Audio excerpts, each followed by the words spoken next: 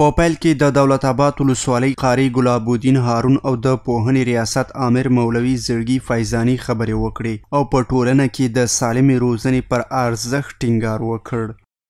این کتاب کارکردهای امارت اسلامی را از ابتدا تا انتهاش تشریح میکنه، واضح میسازه که امارت اسلامی به خاطر دین الله قیام کرده بودند. قیامشان قیام برحق بود، عملشان عمل برحق بود، باطل نبود.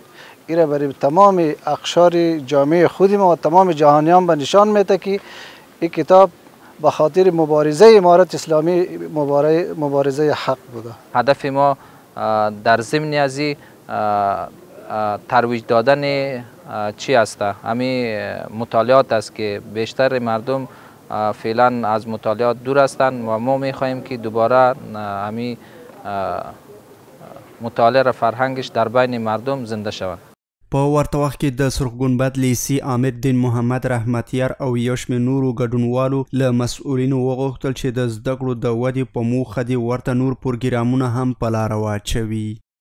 دقیقاً امارت شناسی از آغاز تأسیس امارت اسلامی شروع شده.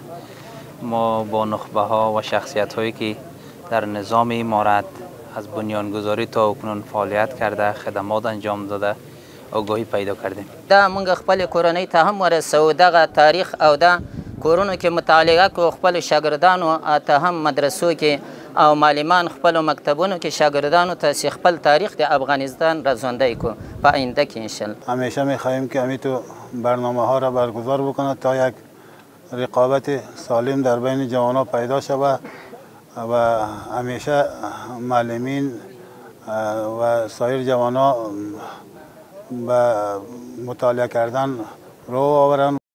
د یادونې وړ ده چې دغه ازموینه د بلخ ولایت د اطلاعات او کلتور ریاست لخوا د دولت آباد ولسوالۍ د شاوخوا 500 ښوونځیو ښوونکو لپاره په لار اچول شوې وه.